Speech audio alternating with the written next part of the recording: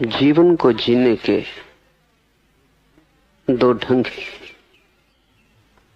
एक ढंग है संघर्ष का, एक ढंग है समर्पण का। संघर्ष का अर्थ है मेरी मर्जी समग्र की मर्जी से अलग। समर्पण का अर्थ है मैं समग्र का एक अंग हूं, मेरी मर्जी के अलग होने का कोई सवाल नहीं। मैं अगर अलग हूं, संघर्ष स्वाभाविक। मैं अगर इस विराट के साथ एक हूं, समर्पण स्वाभाविक है। संघर्ष लाएगा तनाव, अशांति, चिंता। समर्पण शून्यता, शांति, आनंद और अंततः परम ज्ञान। संघर्ष से बढ़ेगा अहंकार, समर्पण से मिटेगा। संसारी वही है जो संघर्ष कर रहा है, धार्मिक वही है जिसने संघर्ष छोड़ा और समर्पण किया। मंदिर, गुरुद्वारे, मस्जिद जाने से धर्म का कोई संबंध नहीं। अगर तुम्हारी वृत्ति संघर्ष की है, अगर तुम लड़ रहे हो परमात्मा से, अगर तुम अपनी इच्छा पूरी कराना चाहते हो, चाहे प्रार्थना से ही सही, पूजा से ही सही, अगर तुम्हारी अपनी कोई इच्छा है तो तुम अधार्मिक हो। जब तुम्हारी अपनी कोई चाह नहीं, जब उसकी चाह ही तुम्हारी चाह है, जहां वो ले जाए वही तुम्हारी मंजिल है, तुम्हारी अलग कोई मंजिल नहीं। जैसा वो चलाए वही तुम्हारी गति है, तुम्हारी अपनी कोई आकांक्षा नहीं। तुम निर्णय लेते ही नहीं, तुम तैरते भी नहीं, तुम तिरते हो। आकाश में कभी देखें, चील बहुत ऊंचाई पर उठ जाती, फिर पंख भी नहीं हिलाती, फिर पंखों को फैला देती और हवा में तिरती। वैसी ही तिरने की दशा जब तुम्हारी चेतना में आ जाती, तब समर्पण। तब तुम पंख भी नहीं हिलाते, तब तुम उसकी हवाओं पर तिर जाते हो, तब तुम निर्भर हो जाते हो। क्योंकि भार संघर्ष से पैदा होता है, भार प्रतिरोध से पैदा होता है। जितना तुम लड़ते हो उतने तुम भारी हो जाते हो, जितने भारी होते हो उतने नीचे गिर जाते हो। जितना तुम लड़ते नहीं उतने हल्के हो जाते हो, जितने हल्के होते हो उतने ऊंचे उठ जाते हो। और अगर तुम पूरी तरह संघर्ष छोड़ दो तो तुम्हारी वही ऊंचाई है जो परमात्मा की। ऊंचाई का एक ही अर्थ है निर्भर हो जाना, और अहंकार पत्थर की तरह लटका है तुम्हारे गले में। जितना तुम लड़ोगे उतना ये अहंकार बढ़ेगा। ऐसा हुआ कि नानक एक गांव के बाहर आकर ठहरे। वो गांव सूफियों का गांव था, उनका बड़ा केंद्र था। वहां बड़े सूफी थे, गुरु थे।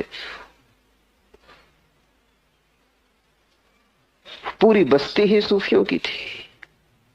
खबर मिली सूफियों के गुरु को, तो उसने सुबह ही सुबह नानक के लिए एक कप में भरकर दूध भेजा। दूध लबालब था, एक बूंद भी और न समा सकती थी। नानक गांव के बाहर ठहरे थे, एक कुएं के तट पर। उन्होंने पास की झाड़ी से एक फूल तोड़कर उस दूध की प्याली में डाल दिया। फूल तिर गया। फूल का वजन क्या? उसने जगह न मांगी, वो सतह पर तिर गया और प्याली वापस भेज दी। नानक का शिष्य मर्दाना बहुत हैरान हुआ कि मामला क्या है। उसने पूछा कि मैं कुछ समझा नहीं, क्या रहस्य, ये हुआ क्या? तो नानक ने कहा, सूफियों के गुरु ने खबर भेजी थी कि गांव में बहुत ज्ञानी है, अब और जगह नहीं। मैंने खबर वापस भेज दी है कि मेरा कोई भार नहीं है, मैं जगह मांगूंगा ही नहीं, फूल की तरह तिर जाऊंगा। जो निर्भर है वही ज्ञानी है, जिसमें वजन है अभी अज्ञान है। और जब तुम में वजन होता है तब तुमसे दूसरे को चोट पहुंचती। जब तुम निर्भर हो जाते हो तब तुम्हारे जीवन का ढंग ऐसा होता है कि उस ढंग से चोट पहुंचनी असंभव हो जाती। अहिंसा अपने आप फलती है, प्रेम अपने आप लगता है। कोई प्रेम को लगा नहीं सकता और न कोई करुणा को आरोपित कर सकता है। अगर तुम निर्भर हो जाओ तो ये सब घटनाएं अपने से घटती हैं, जिससे आदमी के पीछे छाया चलती है। ऐसे भारी आदमी के पीछे घृणा, हिंसा, वैमनस्य, क्रोध, हत्या चलती। हल्के मनुष्य के पीछे प्रेम, करुणा, दया, प्रार्थना अपने आप चलती। इसलिए मौलिक सवाल भीतर से अहंकार को गिरा देने का है। कैसे तुम गिराओगे अहंकार को? एक ही उपाय है। वेदों ने उस उपाय को रित कहा है, लाओसे ने उस उपाय को ताओ कहा है, बुद्ध ने धम्म, महावीर ने धर्म, नानक का शब्द है हुक्म, उसकी आज्ञा। उसकी आज्ञा से जो चलने लगा, जो अपनी तरफ से हिलता डुलता भी नहीं, जिसका अपना कोई भाव नहीं, कोई चाह नहीं, जो अपने को आरोपित नहीं करना चाहता, वो उसके हुक्म में आ गया। यही धार्मिक आदमी है। और जो उसके हुक्म में आ गया वो सब पा गया, कुछ पाने को बचता नहीं।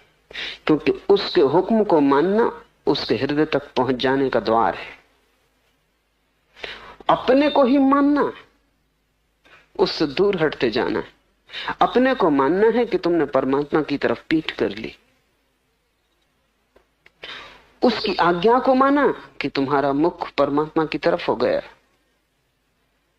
तुम सूरज की तरफ पीठ करके जीवन भर भागते रहो तो भी अंधेरे में रहोगे, और तुम सूरज की तरफ मुंह इसी क्षण कर लो तो जन्मों जन्मों का अंधेरा कट जाएगा।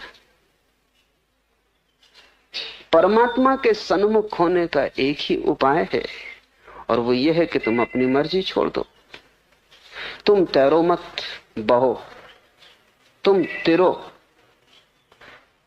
वो काफी है। तुम अकारण ही बोझ ले रहे हो, और तुम्हारी सफलताएं, असफलताएं तुम्हारे अहंकार के ही रोग है। और तुम्हारी हालत वैसी है जैसा मैंने सुना है कि एक रथ गुजर रहा था और एक मक्खी उसके पहिए की कील पर बैठी थी। बड़ी धूल उठती थी, रथ बड़ा था, 12 घोड़े जुड़े थे, बड़ा भयंकर आवाज, बड़ी धूल उठती थी। उस मक्खी ने आसपास देखा और कहा कि आज मैं बड़ी धूल उड़ा रही हूं।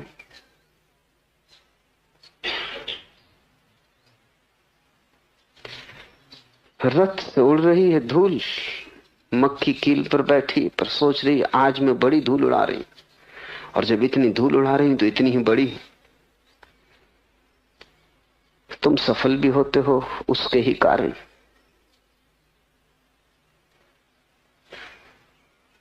जो भी तुम पाते हो उसके ही कारण।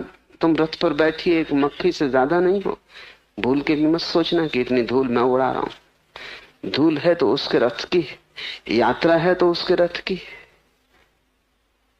लेकिन तुम अपने को बीच में मत ले लेना। तुमने सुनी होगी बात उस छिपकली की कि मित्रों ने उसे निमंत्रित किया था और कहा कि आओ आज थोड़ा जंगल में घुमाएं। उस छिपकली ने कहा जाना मुश्किल है, क्योंकि इस छप्पर को कौन संभालेगा। छप्पर गिर जाएगा तो जिम्मेवारी मेरे ऊपर होगी।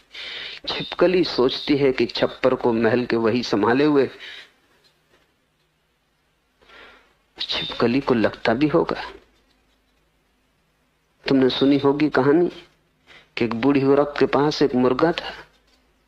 वो सुबह बांग देता था तभी सूरज उगता था। बूढ़ी अकड़ गई और उस गांव में लोगों को खबर कर दी कि मुझसे जरा सोच समझ के व्यवहार करना, ढंग और इज्जत से, क्योंकि अगर मैं चली गई अपने मुर्गे को लेकर दूसरे गांव तो याद रखना सूरज इस गांव में कभी उगेगा ही नहीं। मेरा मुर्गा जब बांग देता है तभी सूरज उगता है। और बात सच ही थी कि रोज ही मुर्गा बांग देता था तभी सूरज उगता था। गांव के लोग हंसे, लोगों ने मजाक उड़ाई कि तू पागल हो गई। तो बूढ़ी नाराजगी में दूसरे गांव चली गई। मुर्गे ने बांग दी और दूसरे गांव में सूरज उगा। बूढ़ी ने कहा अब रोएंगे, अब बैठे होंगे छाती पीटेंगे। न रहा मुर्गा, न उगेगा सूरज। तुम्हारे तर्क भी, बूढ़ी का तर्क भी है तो बहुत साफ, क्योंकि ऐसा कभी नहीं हुआ कि मुर्गे के बांग दिए बिना सूरज उगा हो। लेकिन बात बिल्कुल उल्टी है। सूरज उगता है इसलिए मुर्गा बांग देता है। बांग देने के कारण सूरज नहीं उगते। लेकिन बूढ़ी को कौन समझाए, तुमको कौन समझाए। बूढ़ी दूसरे गांव चली गई और उसने देखा कि सूरज अब यहां उग रहा है, और जब यहां उग रहा है तो हर गांव में कैसे उगेगा। तुम अपनी छोटी बुद्धि से छोटे दायरे में सोचते हो। तुम्हारे कारण परमात्मा नहीं है, परमात्मा के कारण तुम हो। ये श्वास तुम्हारे कारण नहीं चल रही, उसके कारण चल रही है। प्रार्थना भी तुम नहीं करते हो, वही तुम्हारे भीतर प्रार्थना बनता है। इस भाव को ख्याल में ले लें तो नानक के ये बड़े बहुमूल्य शब्द समझ में आ जाएंगे। एक एक शब्द कीमती है। हुक्मी होवनी आकार, हुक्म न कहिया ना है, हुक्म न कहिया जाए। हुक्म से आकार की उत्पत्ति हुई। हुक्म को शब्दों में नहीं कहा जा सकता। हुक्म का अर्थ ठीक से समझ लेना, द कॉस्मिक लॉ, वो जो सारे जीवन को चलाने वाला महान नियम, हुक्म का वही अर्थ है। हुक्म से ही जीवों की उत्पत्ति हुई, हुक्म से बड़ाई मिलती। हुक्मी होवनी आकार, हुक्म न कहिया जाए। हुक्मी होवन जीव, हुक्मी मिले बड़ाई। जब तुम जीतो तब ये मत सोचना कि मैं जीत रहा हूं, और अगर तुम जीत में ही ना सोचोगे कि मैं जीत रहा हूं तो हार में भी तुम पाओगे कि मैं नहीं हार रहा हूं। वही जीतता है, वही हारता है, उसका ही खेल है। इसलिए हिंदू इस पूरे जगत को लीला कहते। लीला का मतलब है हारता भी वही, जीतता भी वही। इस हाथ से जीतता है, उस हाथ से हारता है। लेकिन जीतने और हारने वाले बीच में ही सोच लेते हैं, जो उपकरण है, जो निमित्त है, जो साधन है, वो समझ लेते हैं हम करता है। कृष्ण अर्जुन को गीता में कह रहे हैं कि तू व्यर्थ बीच में अपने को मत ले। वही कर रहा है, वही करवा रहा है। युद्ध उसका आयोजन है। जिनको मारना है वो मारेगा, जिनको बचाना है वो बचाएगा। तू ये मत सोच कि तू मारने वाला है और तू बचाने वाला है। कृष्ण पूरी गीता में जो कहते हैं वही नानक इन शब्दों में कह रहे हैं। हुक्मी होवन जिए, हुक्मी मिले बड़ाई। हुक्मी उतमो नीच, वही छोटे बड़े को पैदा कर रहा है। ये थोड़ा सोचने जैसा है। अगर वही छोटे बड़े को पैदा कर रहा है तो फिर कोई छोटा नहीं, कोई बड़ा नहीं, क्योंकि दोनों का बनाने वाला वही है। तुमने एक छोटी सी मूर्ति बनाई, तुमने एक बड़ी मूर्ति बनाई, बनाने वाले तुम ही हो। जब कर्ता एक है तो कौन छोटा कौन बड़ा, जब दोनों में उसका ही हाथ लगा है। लेकिन हम सोचते हैं मैं छोटा, मैं बड़ा, और जीवन भर हम पीड़ा उठाते। और तुम इतने बड़े कभी भी ना हो पाओगे कि तुम तृप्त हो जाओ। अगर तुमने रूप को देखा, अपने आकार को देखा, तो तुम कभी इतने बड़े ना हो सकोगे कि तृप्त हो जाओ। आकार तो छोटा ही होगा, कितना ही बड़ा क्यों ना हो। लेकिन अगर तुमने निराकार के हाथ अपने आकार में देखे, तब तुम तत्क्षण बड़े हो गए। बनाने वाला वही, एक छोटे से घास को भी वही बनाता है, और दूर आकाश को छूते देवदार के वृक्ष को भी वही बनाता है। अगर दोनों के पीछे उसी का हाथ है, फिर कौन बड़ा कौन छोटा? उसी की हार है, उसी की जीत है। फिर हम सब शतरंज के मोहरे, जीते तो वो, हारे तो वो, बड़ाई मिले तो उसे, बुराई मिले तो उसे।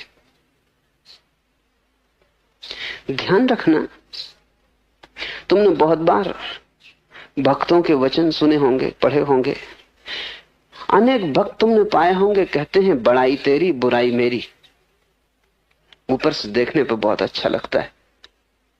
कहते हैं कि जो जो भला है तेरा, जो जो बुरा है मेरा। लगता है बड़े विनम्र है, लेकिन अगर बुराई तुम्हारी तो भलाई उसकी कैसे हो सकेगी?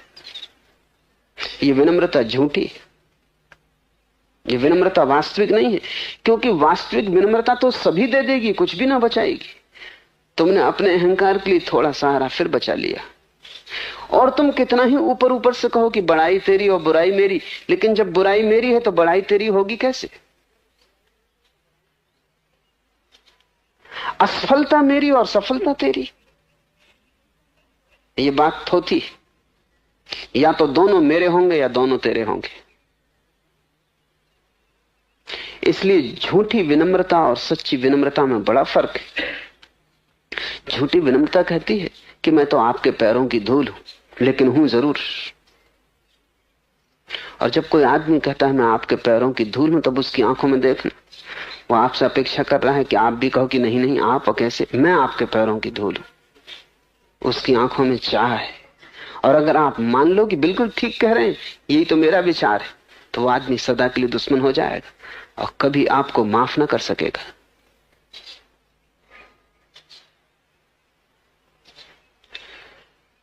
बड़ाई भी उसकी, बुराई भी उसकी। हम बीच में आते ही नहीं हैं। हम तो बांस की पोंगरी हो गए, वो गीत जैसा गाया उसका।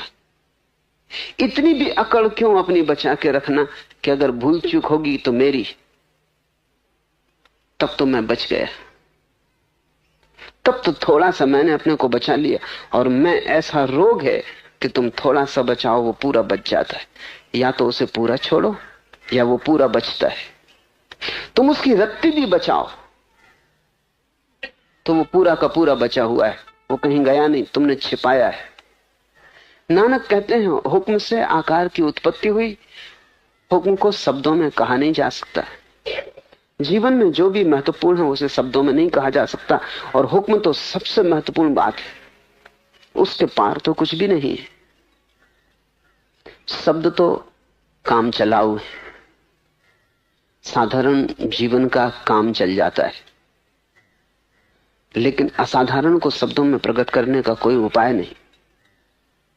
उपाय न होने के कई कारण हैं, वो समझ लेने चाहिए। एक, उस अलौकिक की प्रतीति मौन में होती है, और जिसे हम मौन में जानते हैं उसे शब्द में कैसे कहेंगे? शब्द और मौन विपरीत है। जब उसका अनुभव होता है तब भीतर कोई शब्द नहीं होते, तब परम सन्नाटा होता है। उस परम सन्नाटे में उसकी प्रतीति होती है। तो जिसको शून्य में जाना है उसको शब्द में कैसे बांधिएगा? माध्यम बदल गया। शून्य अलग माध्यम है, शून्य निराकार का माध्यम है। शब्द आकार है, सब शब्द आकार देते हैं, तो निराकार को आकार में कैसे बांधिएगा? इसलिए जिन्होंने भी जाना है उन्हें बड़ी अड़चन है, कैसे कहें उसे? ऐसा ही समझो कि तुमने एक सुंदर संगीत सुना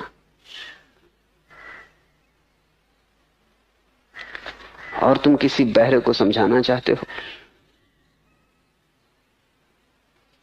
सूफियों की एक पुरानी कहानी है। ऐसा हुआ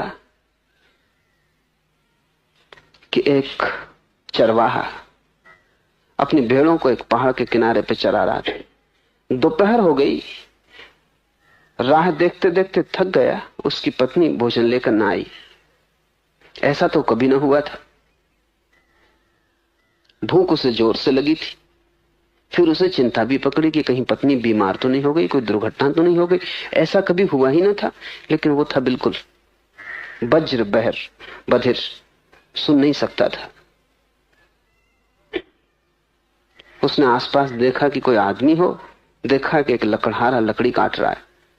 वो झाड़ पे चढ़ा था। वो उसके नीचे पहुंचा और उसने कहा, मेरे भाई, जरा मेरी भेड़ों का ध्यान रखना। मैं जरा घर हुआ हूं, पत्नी भोजन नहीं लाई है, दौड़ के अभी ले आऊंगा।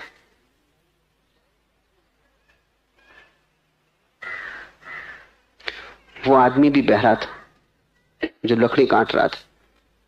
उसने कहा, जा जा, हमारे पास बातचीत का कोई वक्त नहीं, मैं अपने काम में लगा हूं, तुझे बातचीत की सूझी। पर जब उसने कहा जा जा, तो ये समझा कि वो कह रहा है कि जा तू अपनी रोटी ले आ, मैं तेरे भेड़ बकरी की फिक्र कर लूंगा। ये भागा हुआ घर गया, रोटी लेके आया। लौट को उसने अपनी भेड़ों की गिनती की बराबर थी, धन्यवाद देने गया कि आदमी बड़ा प्यारा है, अच्छा है, ईमानदार है, फिक्र रखा, एक भी भेड़ न भटकी। फिर उसे ख्याल आया धन्यवाद कोरा क्या देना। एक लंगड़ी भेड़ थी उसके पास, उसे आज नहीं कल काटना ही था। सोचा ये से भेंट कर दें। लंगड़ी भेड़ लेके आया और उसने कहा कि मेरे भाई, बड़े बड़े धन्यवाद, तुम्हारी बड़ी कृपा, ये भेड़ स्वीकार कर लो। ऐसे भी इसे काटना ही था। वो दूसरे बहरे ने कहा, तेरा क्या मतलब, मैंने तेरी भेड़ लंगड़ी की? विवाद बढ़ गया, क्योंकि वो एक चिल्ला रहा था कि मैंने तेरी भेड़ देखी नहीं, मुझे मतलब क्या, और दूसरा कह रहा था मेरे भाई इसको स्वीकार कर लो। तो दोनों बहरे थे और बड़ी कठिनाई थी। एक राहगीर एक घोड़े पर, एक चोर जो घोड़े को चुरा के जा रहा था, वो रास्ता भटक गया था। वो इन दो आदमियों से पूछने आया था। इन दोनों ने उसको पकड़ लिया। वो भी बहरा था। वो समझा कि पकड़े गए, यही घोड़े के मालिक। ये दोनों उससे कहने लगे कि भाई जरा इसको समझा दो कि मैं भेड़ भेंट दे रहा हूं और ये नाहक नाराज हो रहा है, चिल्ला रहा है। और वो दूसरा बोला कि मैंने इसकी भेड़ों का कोई छुआ भी नहीं, लंगड़े होने का कोई सवाल नहीं। उस तीसरे ने कहा, भाई घोड़ा जिसका भी हो ले लो, मुझसे जो भूल हो गई मुझे माफ करो। ये विवाद चल ही रहा था और कोई रास्ता नहीं दिखाई पड़ता था, क्योंकि कोई किसी की सुन ही नहीं रहा था। तब एक सूफी फकीर वहां से गुजर रहा है।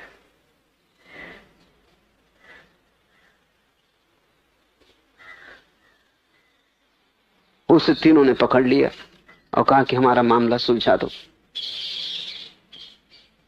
उसने मौन की कसम ले रखी थी, जीवन भर के लिए चुप हो गया था।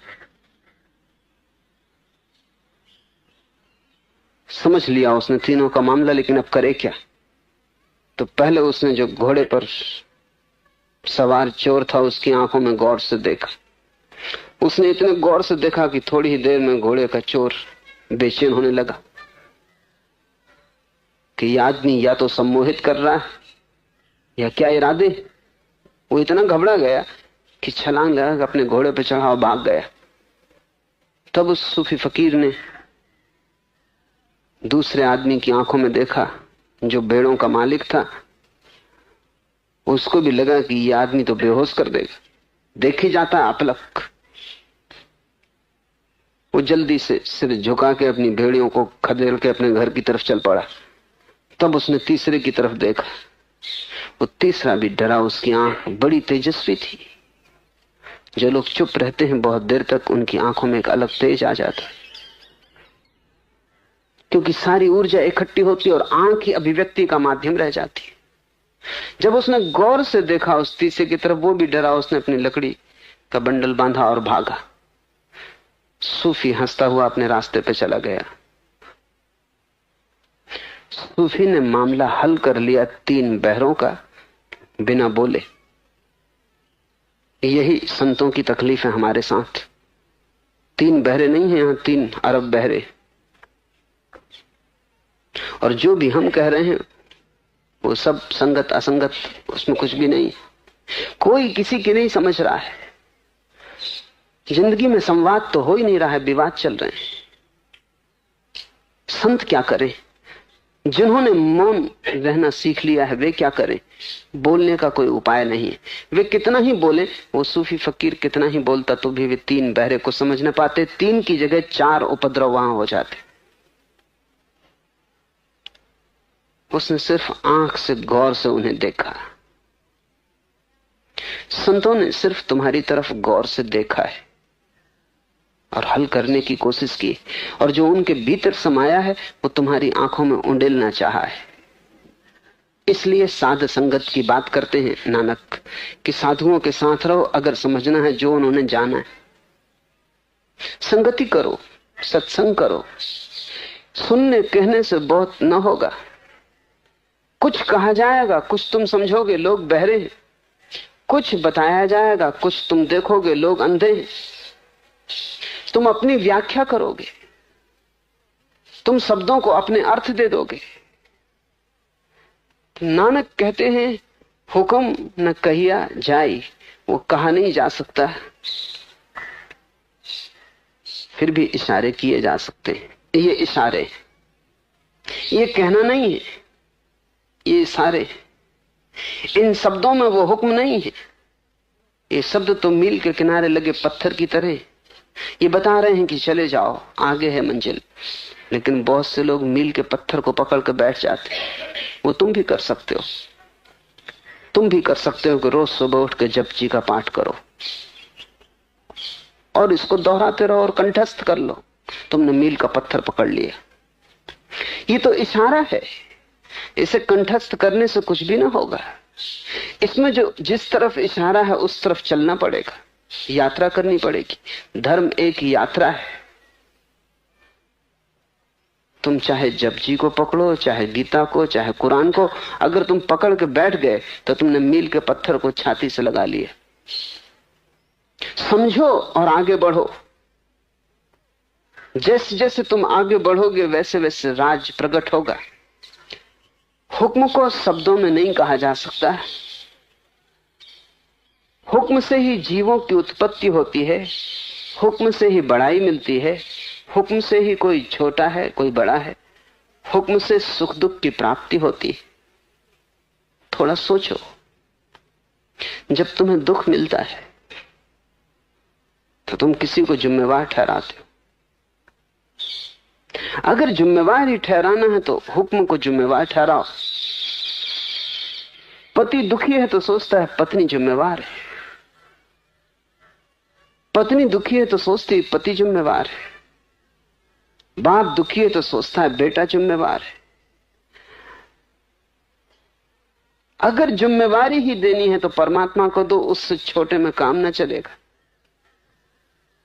लेकिन बड़ा मजा है, तुम जब भी दुखी हो तो अपने आसपास जिम्मेवारी किसी के कंधे पे टांग देते हो, और जब भी तुम सुखी हो तब तुम खुद मानते हो कि मेरे ही कारण मैं सुखी हूं। ये तर्क किस भांति का है? सुखी हो तब तुम अपने कारण, और दुखी हो तब किन्हीं और के कारण। इस वजह से ना तो तुम दुख को हल कर पाते हो और ना तुम सुख का राज खोज पाते हो, क्योंकि दोनों हालत में तुम गलत हो। न तो दूसरा जिम्मेवार है दुख के लिए और न तुम जिम्मेवार हो सुख के लिए। दोनों के पीछे परमात्मा जिम्मेवार है। और अगर एक ही हाथ से सुख दुख आ रहे हैं तो उनमें भेद क्या करना, फर्क क्या करना? एक मुसलमान बादशाह हुआ, उसका एक गुलाम था। गुलाम से उसे बड़ा प्रेम था, बड़ा लगाव था, वो बड़ा स्वामी भक्त था। एक दिन दोनों जंगल से गुजरते थे। एक वृक्ष में एक ही फल लगा था। सम्राट ने फल तोड़ा, जैसी उसकी आदत थी उसने एक कली काटी और गुलाम को दी। गुलाम ने चखी और उसने कहा मालिक एक कली और गुलाम मांगता ही गया। फिर एक ही कली हाथ में बची। सम्राट ने कहा इतना स्वादिष्ट है, गुलाम ने झपट्टा मार के वो एक कली भी छीनी चाहिए। सम्राट ने कहा यह हद हो गई, मैंने तुझे पूरा फल दे दिया और दूसरा फल भी नहीं है, और अगर इतना स्वादिष्ट है तो कुछ मुझे भी चखने दे। उस गुलाम ने कहा कि नहीं, स्वादिष्ट बहुत है और मुझे मेरे सुख से वंचित न करें, दे दे। लेकिन सम्राट ने चख ली। वो फल बिल्कुल जहर था, मीठा होना तो दूर, उसके एक टुकड़े को लीलना मुश्किल था। सम्राट ने कहा पागल, तू मुस्कुरा रहा है और इस जहर को तू खा गया, तूने कहा क्यों नहीं? उस गुलाम ने कहा जिन हाथों से इतने सुख मिले हो और जिन हाथों से इतने स्वादिष्ट फल चखे हो, एक कड़वे फल की शिकायत। फलों का हिसाब भी छोड़ दिया है, हाथ का हिसाब है। जिस दिन तुम देख पाओगे कि परमात्मा के ही हाथ से दुख भी मिलता है, उस दिन तुम उसे दुख कैसे कहोगे? तुम उसे दुख कह पाते हो अभी क्योंकि तुम हाथ को नहीं देख रहे हो। जिस दिन तुम देख पाओगे सुख भी उसका, दुख भी उसका, सुख दुख दोनों का रूप खो जाएगा। न सुख सुख जैसा लगेगा, न दुख दुख जैसा लगेगा। और जिस दिन सुख दुख एक हो जाते हैं, उसी दिन आनंद की घटना घटती। जब तुम्हें सुख दुख का द्वैत नहीं रह जाता, तब अद्वैत उतरता है, तब आनंद उतरता है, तब तुम आनंदित हो जाओगे। नहीं, किसी को पड़ोस में, पति को पत्नी को, मित्र को भाई को, दोस्त को दुश्मन को दोषी मत ठहराना। सब दोषों का मालिक वो है। और जब खुशी आए, सफलता मिले, तो अपने को, अपने अहंकार को मत भरना। सब सफलताओं, सब स्वादिष्ट फलों का मालिक भी वही है। अगर तुम सब उसी पे छोड़ दो तो सब खो जाएगा, सिर्फ आनंद शेष रह जाता है। हुक्म से कोई ऊंचा कोई नीचा, हुक्म से सुख दुख की प्राप्ति, हुक्म से ही कोई प्रसाद को उपलब्ध होता है, हुक्म से ही कोई आवागमन में भटकता है। सभी कोई हुक्म के अंदर है, हुक्म पे बाहर कोई भी नहीं। नानक कहते हैं जो इस हुक्म को समझ लेता वो अहंकार से मुक्त हो जाता है। नानक हुक्म जे बुझे ता हऊ में कहे न कोई। क्योंकि जिसने ये सार की बात समझ ली कि सब उसी का है, तो मैं कहने को बचता ही कौन है? इसे थोड़ा समझे। तुम अहंकार को अनेक बार छोड़ना भी चाहते हो क्योंकि उससे पीड़ा मिलती है, फिर भी छोड़ नहीं पाते। क्या कारण होगा? क्योंकि उसी से तुम्हें सुख भी मिलता है, इसलिए अड़चन। अहंकार से दुख मिलता है ये जाहिर है, क्योंकि जब कोई गाली देता है पीड़ा होती, वो पीड़ा अहंकार को होती। तुम छोड़ना भी चाहते हो। मुझसे लोग आते हैं, पूछते हैं कि दुख को कैसे छोड़ें, और ये भी कहते हैं कि समझ में आता अहंकार ही दुख है, कैसे छोड़ें? मैं उनसे कहता हूं कैसे का सवाल ही नहीं। अगर तुम्हें सच में दिखाई पड़ता है अहंकार दुख है तो तुम छोड़ ही देते, पूछना क्या है? लेकिन बात उलझी हुई है। कोई गाली देता है, अहंकार को दुख मिलता है, तुम छोड़ना चाहते हो, लेकिन फिर कोई फूल माला पहनाता है, तब अहंकार को सुख मिलता है। अहंकार आधा तुम छोड़ना चाहते हो, आधा तुम बचाना चाहते हो। उसी को निंदा अखरती है, उसी को प्रशंसा सुख देती है। भूल हो जाती है तो चोट लगती है, ठीक बात घट जाती है तो भली लगती है। लोग निंदा करते हैं, चारों तरफ अपमान करते हैं, खलता है। लोग प्रशंसा करते हैं, यशगान करते हैं, गीत गाते हैं, गुणगान करते हैं, बड़ा भला लगता है। दोनों ही घटनाएं अहंकार को घट रही हैं। और तुम्हारी मुसीबत यह है कि तुम अगर अहंकार छोड़ो तो दुख भी मिट जाएगा, सुख भी मिट जाएगा। सुख को तुम बचाना चाहते हो, दुख को तुम मिटाना चाहते हो। ये कभी हुआ नहीं, कभी होगा नहीं। दोनों ही साथ जाएंगे। एक ही सिक्के के दो पहलू हैं। एक पहलू को तुम बचाना चाहते हो, दूसरे को फेंक देना चाहते हो। ये कैसे होगा? फेंकते हो, उठा लेते हो क्योंकि वो दूसरा पहलू भी हाथ से जाता है। हाथ में रखते हो, फेंकना चाहते हो क्योंकि वो दुख वाला पहलू भी हाथ में रह जाता है। अहंकार को समझो, सुख भी वही देता, दुख भी वही देता। और अगर तुम दोनों परमात्मा पर छोड़ दो, जहां से कि वास्तविक स्रोत है जीवन का, अगर तुम सब उसी पर छोड़ दो, तो तुम्हारे मैं को बचने की जगह कहां रह जाएगी? तुम कैसे कहोगे मैं हूं? मैं कृत्यों का जोड़ है। तुमने जो जो किया है उसका इकट्ठा जोड़ मैं कोई वस्तु नहीं है। सिर्फ बहुत बहुत कृत्यों की पड़ी हुई जोड़ी हुई धारणा है। तुम्हारा अतीत, तुमने जो जो किया है उसका जोड़ अहंकार है। अगर सारा कर्तृत्व तुम छोड़ दो और तुम कह दो कर्ता तू है, कर्ता पुरुष, मैं केवल माध्यम हूं, फिर कैसे अहंकार? जो उसने करवाया वो मैंने किया, जो उसने नहीं करवाया वो मैंने नहीं किया। पापी बनाया तो पापी। इसे थोड़ा समझो, क्योंकि नानक बड़ी अनूठी बात कह रहे हैं। वो ये कह रहे हैं हुक्म से ही कोई प्रसाद को उपलब्ध होता, ज्ञान को, और हुक्म से ही आवागमन में भटकता है। नानक ये कह रहे हैं कि अगर तुम पापी हो तो भी मत सोचो कि मैं पापी हूं, क्योंकि उसकी मर्जी। ये बड़ी खतरनाक बात है, क्योंकि तुम कहोगे ऐसे तो लोग पाप करने लगेंगे और लोग कहेंगे उसकी मर्जी। लेकिन यही तो मजा है कि जिसने जान लिया उसकी मर्जी, उससे फिर जो भी होता है वही पुण्य। जब तक तुम नहीं जानते हो उसकी मर्जी, तभी तक तुम्हारे उसके बीच एक कलह चल रही। उस कलह में ही पाप का जन्म है। उस कलह से ही सारा दुख खुद को और दूसरे को देने की स्थिति बनती है। जिस दिन तुमने सब उस पर छोड़ दिया, उसी दिन पाप तिरोहित हो जाता है। पाप तुम्हारे और परमात्मा के बीच हो रहे संघर्ष का फल है, लेकिन छोड़ना पड़ेगा उसे। नानक कहते हैं वह भी उसी के द्वारा हो रहा है। तुम पापी हो तो वही, तुम पुण्यात्मा हो तो वही। ना तो तुम सोचो कि पुण्य मैंने किया है, और ना तुम सोचो कि पाप मैंने किया है। मैंने किया है, यही बात भ्रांति है। एक ही अज्ञान है, मैंने किया है,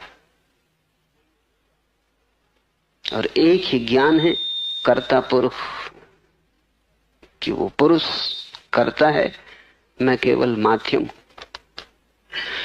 हुक्म से बाहर कोई भी नहीं, सभी कोई हुक्म के अंदर है।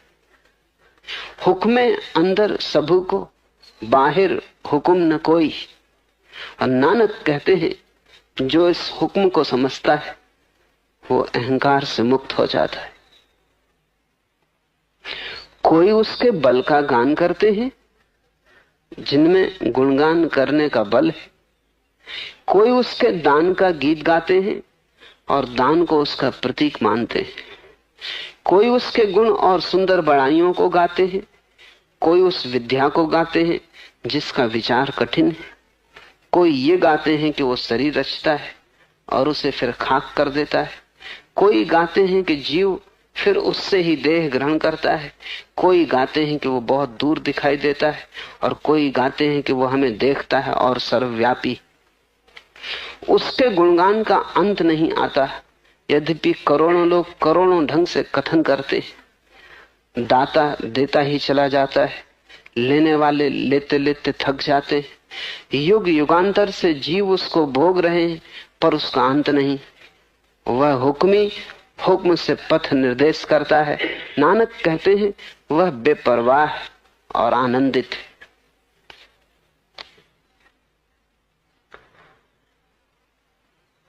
हजारों वर्णन हैं उसके, और सब अधूरे। अधूरा मनुष्य पूरे का वर्णन कैसे कर सकेगा?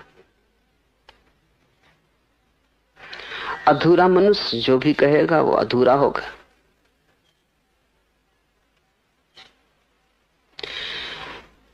अंशी की खबर अंश से कैसे मिलेगी? अंश जो भी कहेगा वो अंश की ही समझ होगी। परमाणु परमात्मा को कैसे जानेगा? जानेगा भी तो भी परमाणु की ही बुद्धि होगी। तो जो गीत गा सकते हैं वो उसके गुणों का गीत गाते हैं, लेकिन फिर भी वो जो अज्ञात है अज्ञात ही रह जाता है। उपनिषद थक गए, गीता थक गई, कुरान थक गया, बाइबल थक गई, वो अनिर्वचनीय ही बना है। अब तक हम उसका पूरा गुणगान नहीं कर पाए। सब शास्त्र अधूरे होंगे ही, अनिवार्यतः होंगे, क्योंकि सभी शास्त्र मनुष्य की चेष्टाएं उस अनंत को प्रकट करने की। सूर्य निकला है, चित्रकार उसका चित्र बनाता है, कितना ही ठीक बनाए तो भी उस चित्र से रोशनी तो न मिलेगी। और अंधेरे में रख के तुम बैठ जाओ तो तुम इस आशा में मत रहना कि घर प्रकाश से भर जाएगा। कोई कवि उस सुबह के निकलते सूरज का मधुर से मधुर गीत गाए, उसके गीत में बड़ी गंभीरता हो, उसके गीत में बड़ी गहराई हो, उसका गीत हृदय को छुए, तुम उस गीत को गाते रहना अंधेरे में बैठ के तो भी रोशनी ना मिलेगी। परमात्मा के संबंध में गाए गए गीत, रचे गए चित्र बस ऐसे ही हैं। सब चित्र अधूरे, सब गीत अधूरे। कोई गीत पूरा उससे कह ना पाएगा, क्योंकि किसी भी गीत में हम उसकी जीवंतता को ना उतार पाएंगे। शब्द थोथे हैं, थोथे ही रहेंगे। तुम्हें प्यास लगी हो तो शब्द पानी से ना बुझेगी। तुम्हें भूख लगी हो तो शब्द अग्नि पर रोटी ना पकेगी। और तुम्हें परमात्मा की अभीप्सा पैदा हो गई हो तो शब्द परमात्मा काफी नहीं।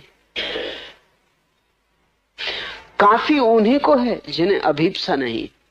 इसको ठीक से समझ लो। अगर तुम्हें प्यास नहीं लगी है तो शब्द पानी भी काफी है, H2O भी काफी है। अगर प्यास लगी तब अड़चन शुरू होती है। तब न तो H2O काम देगा, न पानी काम देगा, न जल काम देगा, न वाटर काम देगा। तुम दुनिया भर के सब शब्द इकट्ठे कर लो, कोई 3000 भाषाएं, 3000 शब्द पानी के लिए, सब इकट्ठे कर लो, उनको कंठ से बांध लो, तो भी बूंद प्यास उनसे न बुझेगी। लेकिन अगर प्यास न लगी हो तो तुम शब्दों से खेल सकते हो। दर्शन शास्त्र उन लोगों का खेल है जिन्हें प्यास नहीं लगी, और धर्म उनकी यात्रा है जिन्हें प्यास लगी है। इसलिए दर्शन शास्त्र शब्दों से खेलता है, धर्म शब्दों से नहीं खेलता। धर्म तो शब्दों का इशारा जिस तरफ है उस यात्रा पर जाता है। सरोवर की तलाश है, सरोवर शब्द का क्या करेंगे? जीवन की खोज, जीवन शब्द से क्या होगा?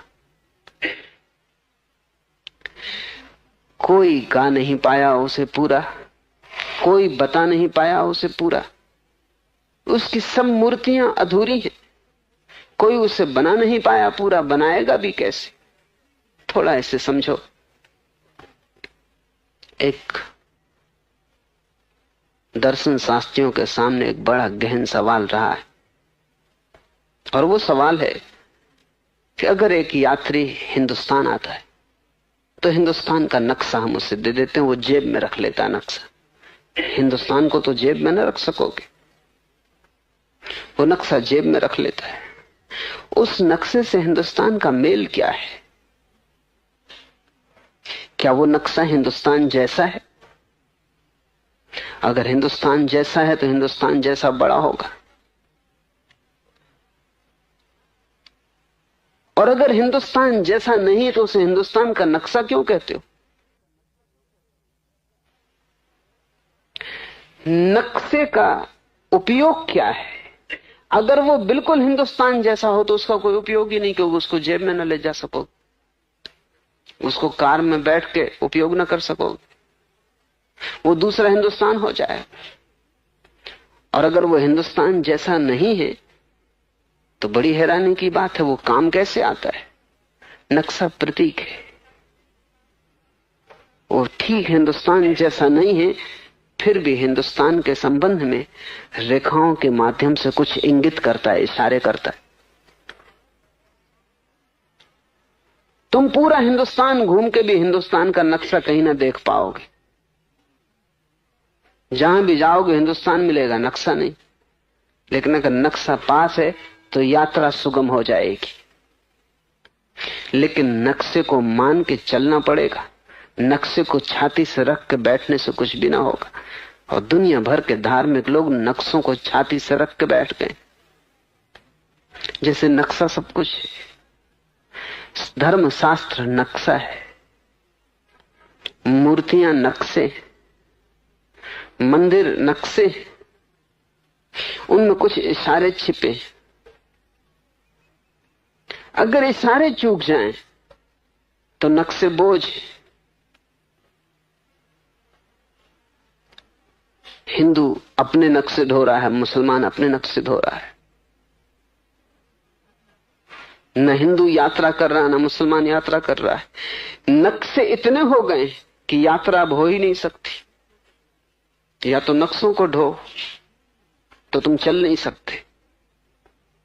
नक्शे संक्षिप्त चाहिए, छोटे चाहिए, और नक्शों की पूजा करने का कोई अर्थ नहीं है, उनका उपयोग करना है। नानक ने हिंदू और मुसलमान दोनों नक्शों में जो सार था उसको निचोड़ लिया। हिंदू को, नानक को ना तो तुम हिंदू कह सकते हो ना तुम मुसलमान कह सकते हो। नानक दोनों है या दोनों नहीं। और नानक को समझने में लोगों को बड़ी मुश्किल हुई। नानक के संबंध में पुरानी युक्ति है, बाबा नानक साहब फकीर, हिंदू का गुरु, मुसलमान का पीर। वो दोनों हैं। उनके दो खास शिष्य, मर्दाना और बाला, एक मुसलमान एक हिंदू। न हिंदू मंदिर में उनको जगह है, न मुसलमान की मस्जिद में उनको जगह है। दोनों जगह संदेह कि आदमी है किस जगह पर, इसको हम किस कोटि में रखें, कहां बिठाएं। जो भी महत्वपूर्ण था हिंदू में और जो भी महत्वपूर्ण था मुसलमान में, उन दोनों नदियों का संगम है नानक। जो भी सार था, इसलिए सिख न तो हिंदू है ना मुसलमान, या तो वो दोनों है और या दोनों नहीं है। वो एक संगम है।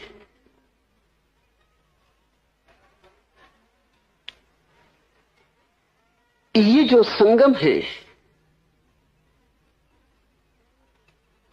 इस संगम को समझना और कठिन हो जाता है, क्योंकि एक नदी का साफ सुथरा नक्शा होता है। अब ये दो नदियों का नक्शा इकट्ठा मिल गया है। इसलिए कुछ वचन खबर देते हैं इस्लाम की, कुछ वचन खबर देते हैं हिंदुओं की, और दोनों मिलके और धूमिल हो जाते हैं। ये धूमिलता तभी हटेगी जब कोई प्रयोग में उतरेगा, तो धीरे धीरे बात साफ होती जाएगी। अगर तुमने छाती पर रख लिए शास्त्र, जैसा कि हो गया है, सिख पूज रहा है शास्त्र को, इसलिए ग्रंथ ही गुरु हो गया है। और बड़े मजे की बात है कि हम भूलों को कैसे पुनरुक्त करते। नानक मक्का गए तो मक्का के प्रधान पुरोहित ने आके उनको कहा कि अपने पैर दूसरी दिशा में करो। तुम्हारे पैर पवित्र पत्थर की तरफ है, काबा की तरफ है। तो कहानी है कि नानक ने कहा परमात्मा जहां ना हो वहां मेरे पैर कर दो।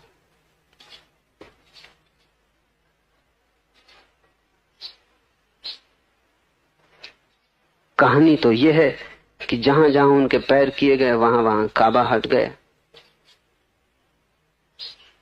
लेकिन ये प्रतीक है, अर्थ इतना ही है कि तुम पैर कहीं भी करोगे वहीं परमात्मा है। तो पैर कहां करोगे?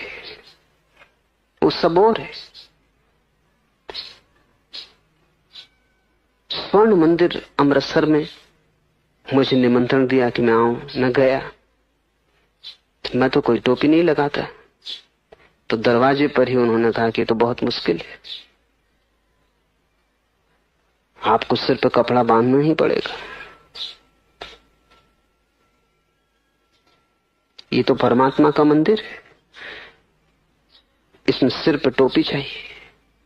तो मैंने उनसे कहा तुम भूल गए कि नानक के साथ काबा में क्या हुआ था? तो अभी जहां मैं खड़ा हूं बिना टोपी लगाए वहां परमात्मा नहीं, वहां मंदिर नहीं।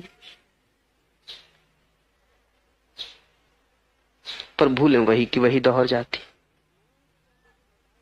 तो मैंने उनसे कहा मुझे बताओ वो जगह जहां मैं बिना टोपी लगाए रह सकता हूं। और तुम भी तो स्नान करते होगे, तब पगड़ी निकाल देते होगे, उस वक्त परमात्मा का अपमान होता होगा। तुम भी तो रात सोते होगे, तब पगड़ी अलग कर देते होगे, उस वक्त परमात्मा का अपमान होता होगा। तो आदमी की नासमझियां वही की वही है। बुद्ध कुछ कहे, बुद्ध को मानने वाला सब लीप पोत देता है। नानक कुछ कहे, नानक को मानने वाला सब लीप पोत देता है। फिर वही जाल शुरू हो जाता है। क्योंकि आदमी की नासमझी में कोई फर्क नहीं, उसके बहरेपन में कोई फर्क नहीं है। सुन लेता है, अपने मतलब निकाल लेता है, अपने मतलब से चलता है। जो सुना है उसके अनुभव से नहीं। ये जो शब्द है, नानक कहते हैं कोई कितने ही गीत गाए उसे कोई पूरा नहीं कर पाया। अलग अलग लोग उसके अलग अलग गीत गाते हैं, क्योंकि अलग अलग लोग अलग अलग तरफ से उसकी तरफ पहुंचते। उनके गीतों में कोई विरोध भी नहीं, कितना ही विरोध दिखाई पड़े। वेद भी वही कहते हैं जो कुरान कहता है, लेकिन मोहम्मद के पहुंचने का ढंग और, याज्ञवल्क्य के पहुंचने का ढंग और। बुद्ध भी वही कहते हैं जो नानक कहते हैं, लेकिन पहुंचने के ढंग और। अनंत द्वार हैं उसके, तुम जहां से भी जाओ वहीं उसका द्वार है। और तब तुम अपने द्वार का वर्णन करोगे, और तुम जिस मार्ग से जाओगे उस मार्ग का वर्णन करोगे। दूसरा जिस मार्ग से पहुंचा है उसका वर्णन करेगा। फिर मार्ग से ही फर्क नहीं पड़ता, तुम्हारी समझ, तुम्हारी दृष्टि, तुम्हारी भावदशा। एक बगीचे में कवि आता है तो गीत गाता है, चित्रकार आता है तो चित्र बनाता है, फूलों का सौदागर आता है तो फूलों के दाम के संबंध में सोचता है, व्यवसाय की बात सोचता है। वैज्ञानिक आ जाएगा तो फूलों का विश्लेषण करके देखेगा कि उनके रासायनिक तत्व क्या हैं। कोई आदमी जो नशे में भरा हो वो गुजर जाएगा, उसे फूल दिखाई ही नहीं पड़ेंगे, वो बगीचे से गुजरा इसका भी पता नहीं चलेगा। तुम जो भी देखोगे वो तुम्हारी खिड़की से देखा गया है, तुम्हारे खिड़की का आकार उस पर छा जाएगा। नानक कहते हैं कोई उसके बल का गान गाते हैं कि वो महाशक्तिशाली, परम शक्तिशाली, ओमनीपोटेंट, सर्व शक्तिशाली। कोई उसके दान का गीत गाते कि वो परम दाता। कोई उसके गुण और सौंदर्य का बखान करते कि वो परम सौंदर्य। कोई उसे कहते हैं सत्य, कोई उसे कहते हैं शिव, कोई उसे कहते हैं सुंदर। रविन्द्रनाथ ने लिखा है कि मैंने तो उसे सौंदर्य में पाया। इससे परमात्मा के संबंध में कोई खबर नहीं मिलती, इससे रविन्द्रनाथ के संबंध में खबर मिलती। गांधी कहते हैं कि वो मेरे लिए सत्य है, ट्रुथ इज गॉड।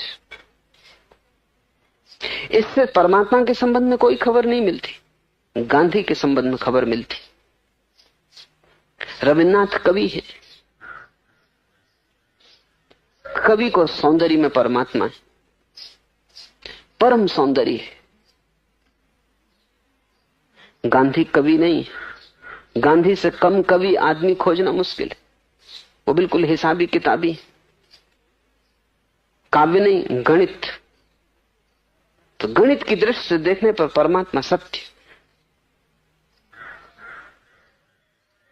प्रेम की दृष्टि से देखने पर प्रेमी, प्रीतम, प्यारा। किस दृष्टि से हम देखते हैं, हमारी दृष्टि की खबर मिलती है उससे। वो सभी है एक साथ और कोई भी नहीं। इसलिए महावीर का एक बहुत अद्भुत प्रयोग है चिंतन के संबंध में कि जब तक तुम्हारी दृष्टि न छूट जाए तब तक तुम उसे न जान सकोगे, क्योंकि तुम जो भी जानोगे वो तुम्हारी दृष्टि होगी। महावीर उसको कहते हैं नय दृष्टि। और दर्शन तब मिलेगा जब सब दृष्टि छूट जाए, लेकिन तब तुम चुप हो जाओगे, क्योंकि बिना दृष्टि के बोलोगे कैसे। जब कोई भी दृष्टि ना होगी तब तुम उसी जैसे हो जाओगे, तब बोलोगे कैसे। तब तुम उतने ही विस्तीर्ण हो जाओगे, तब तुम आकाश के साथ लीन हो जाओगे, तुम बोलोगे कैसे। तुम अलग ही ना रहोगे। सब दृष्टियां अलग होने वाले की दृष्टियां, इसलिए नानक सबकी दृष्टियां गिनाते हैं। वो ये कह रहे हैं कि ये सभी ठीक है और फिर भी कोई पूरा ठीक नहीं है। और जब कोई अधूरे को पूरे ठीक होने का दावा करता है तभी भ्रांति हो जाती। संप्रदाय का अर्थ है तुमने अधूरी दृष्टि को पूरा होने का दावा कर दिया। संप्रदाय को धर्म कहने का अर्थ है कि तुमने अधूरी दृष्टि को पूरी घोषणा कर दी कि बस यही दृष्टि पूरी। इसलिए एक संप्रदाय दूसरे संप्रदाय के विरोध में। सभी संप्रदाय धर्म की दृष्टियां और कोई संप्रदाय धर्म नहीं है। अगर हम सभी संभव संप्रदायों को मिला दें तो धर्म पैदा होगा। जो संप्रदाय हुए हैं, जो हैं और जो होंगे, अगर हम सभी दृष्टियों को इकट्ठा कर दें तो धर्म होगा। कोई संप्रदाय धर्म नहीं है। संप्रदाय शब्द बड़ा अच्छा है। संप्रदाय का अर्थ है मार्ग, संप्रदाय का अर्थ है पहुंचने का रास्ता, धर्म का अर्थ है मंजिल। मंजिल एक, मार्ग अनेक है। नानक कहते हैं कोई बल का गान करता, कोई गुण का गान करता, कोई उसके दान का गीत गाता, कोई उसके सौंदर्य की चर्चा करता, कोई उस विद्या की का वर्णन करता है जिसका विचार कठिन है। कोई ये गाते हैं कि उसने शरीर रचा फिर वही शरीर को मिटाता है। कोई कहते हैं जीव फिर उससे ही देह ग्रहण करता है। कोई कहते हैं वह बहुत दूर दिखाई देता है, कोई कहते हैं वो बहुत निकट है। कोई गाते हैं वो हमें देखता है और सर्वव्यापी है, उसके गुणगान का अंत नहीं आता। कथना कथी न आवे तोठी, कहते कहते थक जाते हैं और उसके गुणगान का कोई अंत नहीं आता। कथी कथी कथी कोटि कोटि कोटि, करोड़ करोड़ करोड़ वार कहने पर भी वो अनकहा ही पीछे छूट जाता है। दाता देता ही चला जाता है, लेने वाले लेते लेते थक जाते हैं। ये बड़ा महत्वपूर्ण वचन है। जीवन वही देता है, श्वास वही चलाता है, धड़कन में वही धड़कता है, वो देता चला जाता है। उसके देने का कोई पारावार नहीं, उत्तर में हमसे कुछ मांगता भी नहीं। इसलिए तो जीवन तुम्हें सस्ता मालूम पड़ता है और चीजें महंगी मालूम पड़ती। तुम जीवन गंवाने को कभी भी राजी हो, धन गंवाने को नहीं, क्योंकि धन लगता है बड़ी मुश्किल चीज, जीवन तो मुफ्त मिलता है। वो तुम्हें जो भी दिया है मुफ्त है, उसके बदले में तुमने कुछ भी नहीं दिया है। और जिस दिन तुम्हें यह एहसास होना शुरू होगा कि जो भी मुझे मिला है उसमें मेरी पात्रता क्या है, अगर मैं न होता तो हर्ज क्या था। तुम्हारे भीतर जो जीवन की संभावना बनी और तुम्हारे भीतर चेतना का जो फूल खिला है, अगर न खिलता तो तुम किससे शिकायत करते? और तुम्हारी क्या योग्यता है कि तुम्हें जीवन मिले? तुमने किस भांति इसे अर्जित किया है? हर छोटी छोटी चीज के लिए योग्यता चाहिए। तुम एक दफ्तर में क्लर्क हो, उसके लिए योग्यता चाहिए। तुम एक स्कूल में मास्टर हो, उसके लिए योग्यता चाहिए। तुम उसे अर्जित करते हो। तुमने जीवन के लिए क्या अर्जित किया, कैसे अर्जित किया है? वो दान है, वो तुम्हें ऐसे ही मिला है, तुम्हारी कोई पात्रता के कारण नहीं। और जिस दिन तुम्हें यह प्रतीति होगी उस दिन प्रार्थना का जन्म होगा। उस दिन तुम कहोगे मैं क्या करूं, मैं कैसे धन्यभाग प्रकट करूं, मैं कैसे तेरे ऋण को चुकाऊं। प्रार्थना मांग नहीं है, प्रार्थना जो पहले से ही मिला है उसका धन्यवाद है। और ये प्रार्थना के दो भेद हैं। तुम जब जाते हो मंदिर तो तुम और मांगने जाते हो, तुम्हारी प्रार्थना झूठी। नानक भी जाते हैं, वो धन्यवाद देने जाते हैं, वो कहने जाते हैं जो तूने दिया है वो भरोसे के बाहर, कोई कारण नहीं मेरे भीतर कि मुझे मिले, कोई मेरा योग्यता नहीं, न मिले शिकायत करने का कोई उपाय नहीं, और तू देता चला जाता है। परमात्मा औघड़ दानी, अस्तित्व दिए चला जाता है। और हमसे ज्यादा कृतज्ञ लोग खोजने कठिन। हम धन्यवाद भी नहीं दे सकते, उसके देने का अंत नहीं है और हमारी कृतज्ञता का कोई अंत नहीं। हम कृतज्ञता भी प्रकट नहीं कर सकते। हम ये भी नहीं कह सकते कि धन्यवाद, कि हम आभारी हैं, कि तेरा शुक्रिया। उतना भी हमसे नहीं होता। उतने में हमें बड़ी कठिनाई मालूम पड़ती, हमारा कंठ अवरुद्ध हो जाता है। तुम क्षुद्र बातों के लिए धन्यवाद दे देते हो। तुम्हारा रूमाल गिर जाए, कोई उठा कर दे दे तो तुम उससे कहते हो धन्यवाद। और जिसने तुम्हें जीवन दिया है तुम उसके लिए धन्यवाद देने भी कभी नहीं गए। और जब भी तुम गए हो शिकायत लेके गए हो, जब भी तुम गए हो तब तुम बताने गए हो कि क्या क्या तू गलत कर रहा है, कि मेरा लड़का बीमार पड़ा है, कि मेरी पत्नी दुर्व्यवहार कर रही है, कि धंधा ठीक नहीं चल रहा है। और तुम अपनी शिकायतों को जब बहुत बढ़ा लेते हो तो तुम्हारी शिकायतों का अंतिम जोड़ यह होता है कि तुम कहते हो तू है ही नहीं, क्योंकि अगर है तो ये चीजें पूरी कर। नास्तिकता का अर्थ है तुम्हारी शिकायतें इतनी बढ़ गई कि अब तुम परमात्मा को मान नहीं सकते। तुम्हारी शिकायतों के कारण तुम परमात्मा की हत्या कर देते हो। आस्तिकता का क्या अर्थ है? आस्तिकता का अर्थ तुम्हारा अहोभाव इतना बढ़ गया, तुम्हारी धन्य भाव इतना बढ़ गया, तुम इतनी कृतज्ञता से भर गए हो कि वो तुम्हें सब जगह दिखाई पड़ने लगता है। हर तरफ उसका हाथ, हर जगह उसकी प्रतीति, हर जगह उसका एहसास होने लगता है। आस्तिकता धन्यवाद की परम स्थिति है, नास्तिकता शिकायत का आखिरी रूप है। जब नानक ये कह रहे हैं कि दाता देता ही चला जाता है, लेने वाले लेते लेते थक जाते हैं लेकिन दाता नहीं थकता। युग युगांतर से जीव उसका भोग कर रहे हैं पर उसका अंत नहीं है। तुम उसे कितना ही भोगो तुम उसे चुका ना पाओगे। तुम्हारा भोग ऐसे ही जैसे कोई चम्मच लेके सागर के किनारे बैठा हो और चम्मच से सागर को खाली कर रहा हो। ये भी हो सकता है कि कभी ना कभी वो सागर को खाली कर ले, क्योंकि चम्मच की भी सीमा है और सागर की भी सीमा है। लेकिन तुम परमात्मा को खाली ना कर पाओगे क्योंकि उसकी कोई सीमा नहीं है। अनंत काल से तुम भोग रहे हो, अनेक रूपों में तुम भोग रहे हो और तुम्हारे हृदय से धन्यवाद की आवाज भी नहीं उठी।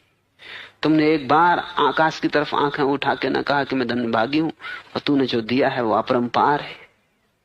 जब भी तुम उसके पास गए शिकायत लेके गए, और जब भी तुमने कुछ कहा नाराजगी जाहिर की। जब भी तुम गए तुमने ऐसा बताया कि तुम्हारी योग्यता ज्यादा है और तुम्हें मिला कम।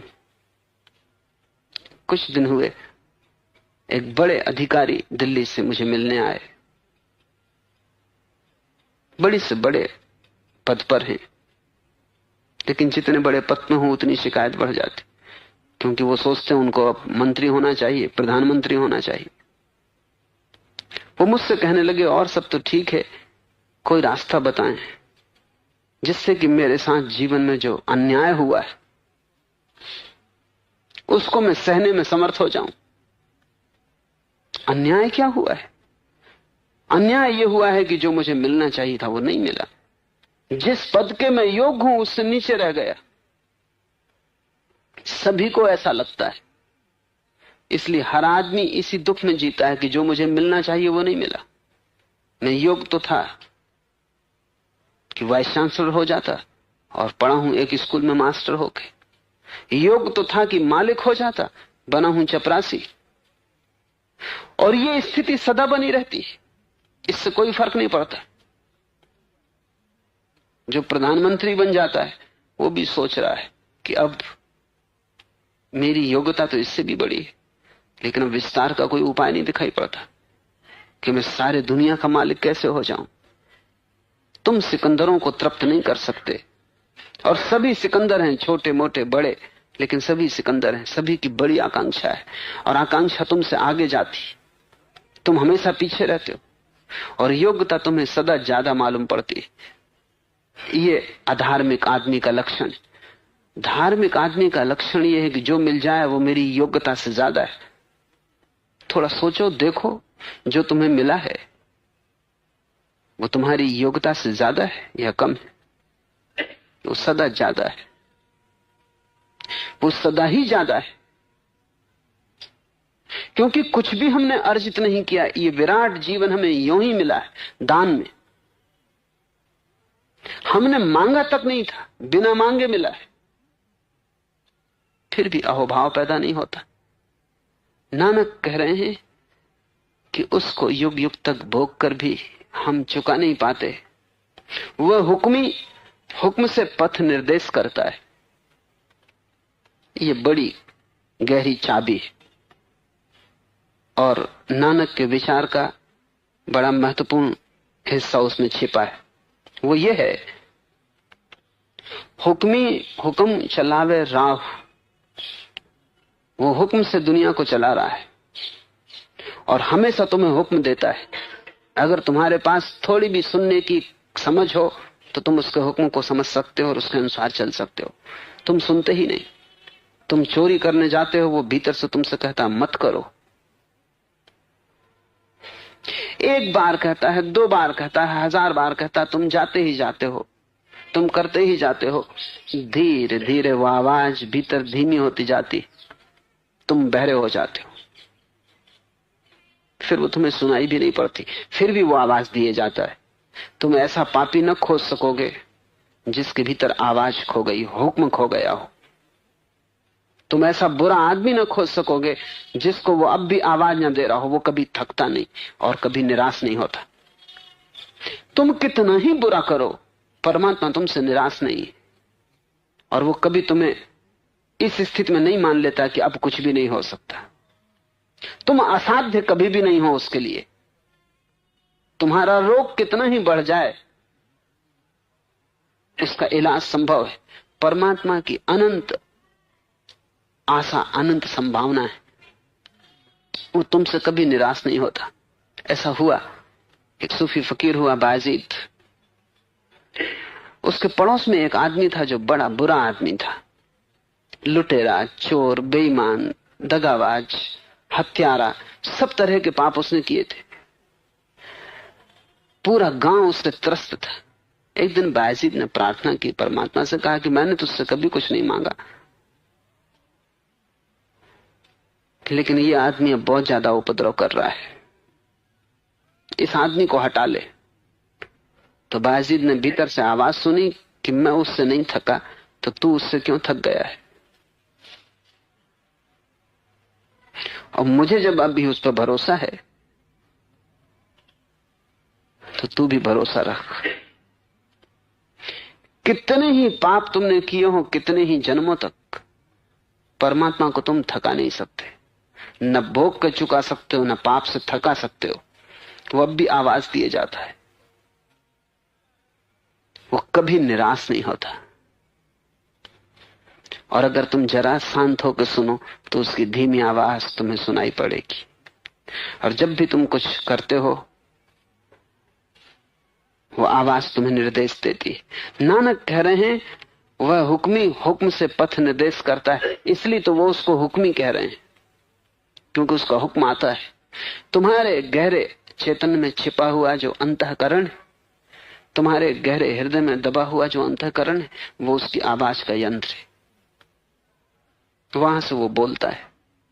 कुछ भी करने के पहले आंख बंद करके पहले उसकी आवाज सुन लेना, और अगर तुम उसकी आवाज के अनुसार चले तो तुम्हारे जीवन में आनंद की अपरंपार वर्षा होगी। अगर तुम उसके विपरीत चले तो तुम नरक अपने हाथ निर्मित कर लोगे। अगर तुमने आवाज ना सुनी, तुमने पीठ कर दी, तुम बड़ा खतरनाक कदम ले रहे हो। कुछ भी करने के पहले और कुछ भी निर्णायक करने के पहले आंख बंद करके उससे पूछ लेना। यही तो सारे ध्यान का सूत्र है कि पहले हम पूछेंगे, पहले हम हुक्म खोजेंगे, फिर हम चलेंगे। एक भी कदम हम बिना हुक्म के ना उठाएंगे। आंख बंद करके उसकी आवाज पहले सुनेंगे। हम अपनी आवाज से ना चलेंगे, उसकी आवाज से चलेंगे। और एक दफे तुम्हें यह कुंजी मिल जाए तो यह कुंजी अनंत द्वार खोल देती, और यह कुंजी तुम्हारे भीतर हर बच्चा लेके आता है।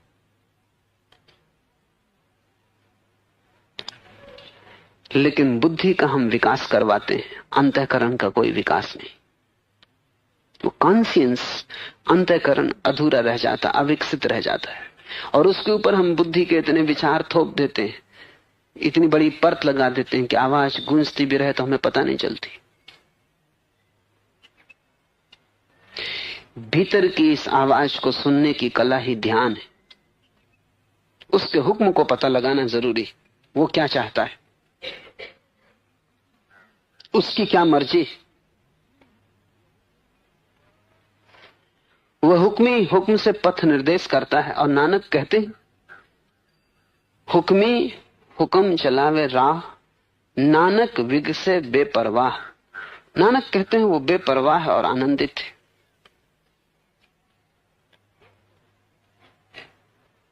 एक तो परवाह का अर्थ होता है चिंता। वो तुम्हें दिए जाता है लेकिन दे के कोई अपेक्षा नहीं करता, कोई उत्तर नहीं चाहता। आवाज दिए जाता है, तुम सुनो या न सुनो, दिए जाता है। परवाह नहीं करता इस बात की कि तुम नहीं सुन रहे हो, बंद करो, बहुत हो गया, इस आदमी को हटा लो। परमात्मा को तुम चिंतित नहीं कर सकते, इसलिए जिस व्यक्ति को भी परमात्मा की प्रतीत होने लगती तुम उसे भी चिंतित नहीं कर सकते। He will be both simultaneously concerned and unconcerned. वो तुम्हारी परवाह भी करेगा और बेपरवाह भी होगा। तुम उसे चिंतित नहीं कर सकते। इधर मैं हूं, न मालूम कितने लोगों की परवाह करता हूं, फिर भी बेपरवाह हूं। तुम आते हो अपना दुख लेके, मैं पूरी परवाह करता हूं, लेकिन तुम उससे मुझे चिंतित नहीं कर देते। तुम्हारे दुख से मैं दुखी नहीं हो जाता, क्योंकि अगर तुम्हारे दुख से मैं दुखी हो जाऊं तो फिर मैं तुम्हें साथ ही ना दे पाऊंगा। जरूरी है कि तुम्हारे दुख को मैं सहानुभूति से समझूं, तुम्हारे दुख के लिए उपाय करूं, उपाय सोचूं, लेकिन परवाह मुझे पैदा ना हो, तुम्हारी चिंता मुझे ना पकड़े। और यह भी जरूरी है कि कल जो मैंने तुम्हें बताया है तुम न करवाओ, तो मुझ में नाराजगी ना आए कि मैंने इतनी परवाह ली और तुमने नहीं किया। तुम जब कल आओ बिना किए, और आओगे ही बिना किए, तो फिर तुमसे परवाह लूं, लेकिन मैं बेपरवाह रहूं। परमात्मा को सारे जगत की परवाह है और बेपरवाह है। वो सदा राजी है तुम्हें उठाने को, लेकिन किसी जल्दी में नहीं है। और तुम अगर सोचते हो कुछ देर और भटकने का मजा लेना, तो वो बेपरवाह है। उसकी परवाह का अंत नहीं है, लेकिन उसकी परवाह अनासक्त है। और इसलिए तो वो आनंदित है, नहीं तो अब तक किस हालत में हो जाता, पागल हो जाता। तुम सोचो, तुम शरीर के कितने लोग और कितने तरह के उपद्रव, और परमात्मा एक और तुम अनेक। तुम सबने उसे कभी का पागल कर दिया होता।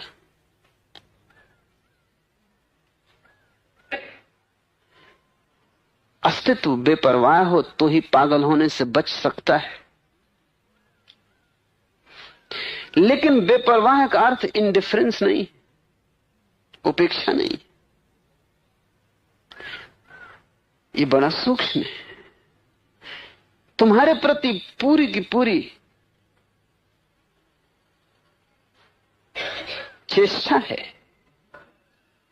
तुम्हें बदलने, रूपांतरित करने, तुम्हें उठाने का पूरा भाव है। लेकिन भाव अनाक्रामक है, वो आक्रमण नहीं करेगा, वो प्रतीक्षा करेगा। ऐसे ही जैसे सूरज तुम्हारे द्वार पर दस्तक दे रहा है, किरणें तुम्हारे द्वार पर दस्तक दे रही हैं, तुम दरवाजा बंद किए अंदर बैठे हो, तो सूरज जबरदस्ती नहीं घुसेगा, रुकेगा। और ऐसा भी नहीं कि नाराज होकर लौट जाए, कभी इस आदमी का दरवाजा बंद है, चलो अब कभी यहां नहीं आना, रुकेगा। तुम जब दरवाजा खोलोगे तब प्रवेश कर जाएगा। परमात्मा तुम्हारे लिए चिंतित है, अस्तित्व तुम्हारे लिए चिंतित होगा ही, क्योंकि अस्तित्व तुम्हें पैदा करता है, अस्तित्व तुम्हें विकसित करता है। अस्तित्व की बड़ी आकांक्षाएं हैं तुम में, अस्तित्व की बड़ी अभिप्साएं हैं तुम में। अस्तित्व तुम्हारे भीतर से चेतन होने की चेष्टा कर रहा है, अस्तित्व तुम्हारे भीतर से बुद्धत्व पाने की चेष्टा कर रहा है। परमात्मा तुम्हारे भीतर कुछ फूल लाने के प्रयास में लगा है, लेकिन अगर तुम देरी कर रहे हो तो उससे वो चिंतित नहीं होगा, परेशान नहीं होगा,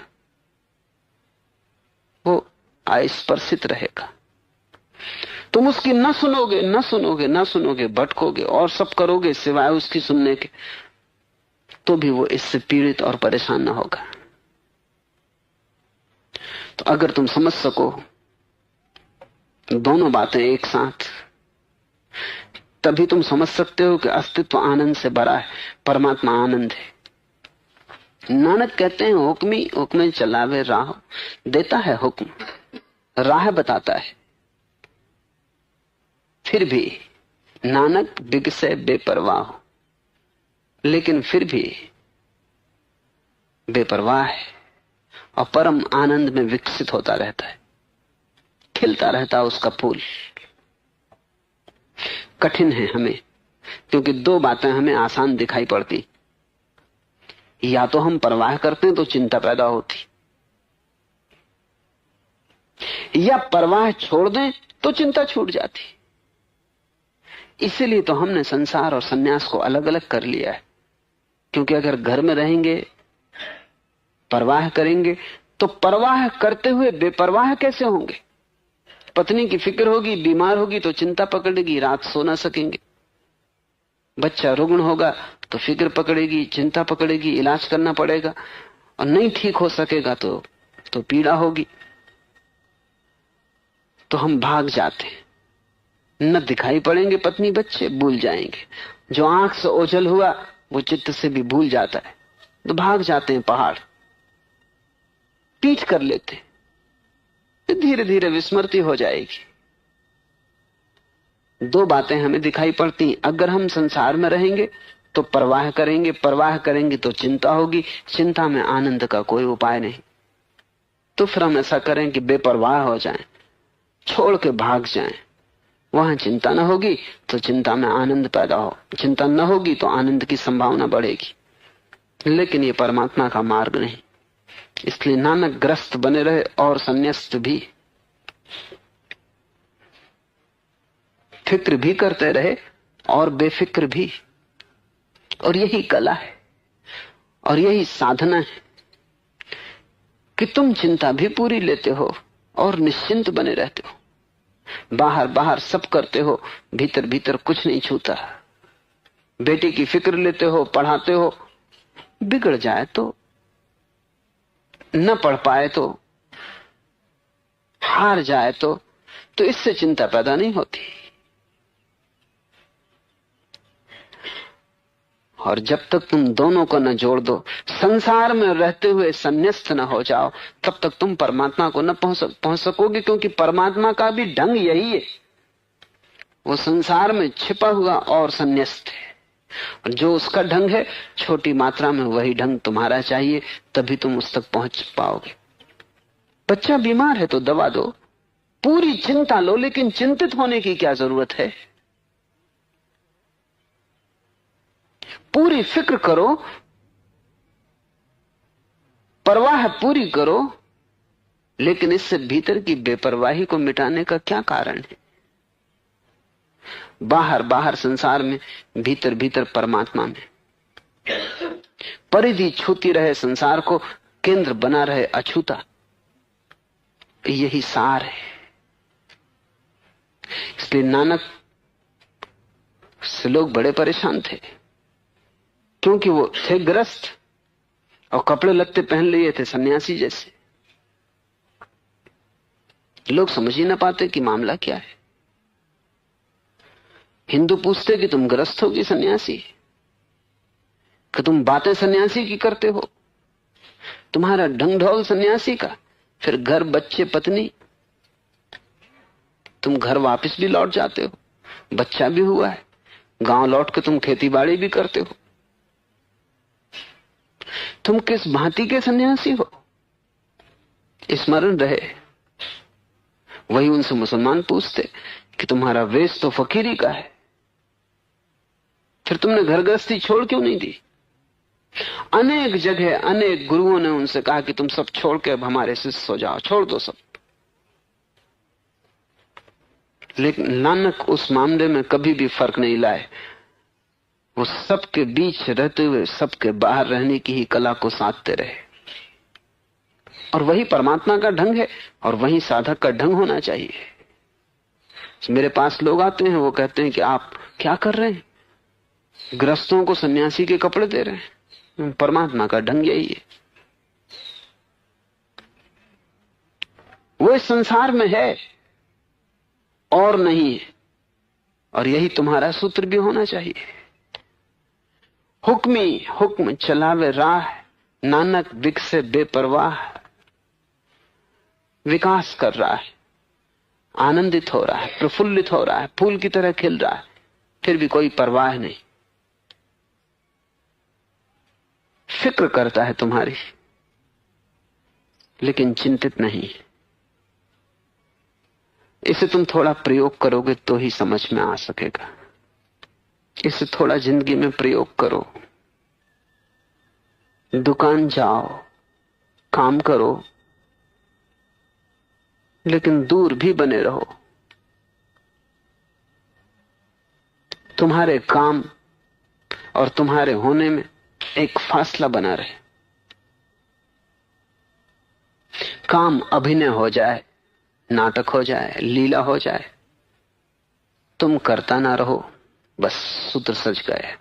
तुम अभिनेता हो जाओ। अभिनय की कला तुम्हारा पूरा जीवन का सूत्र बन जाए।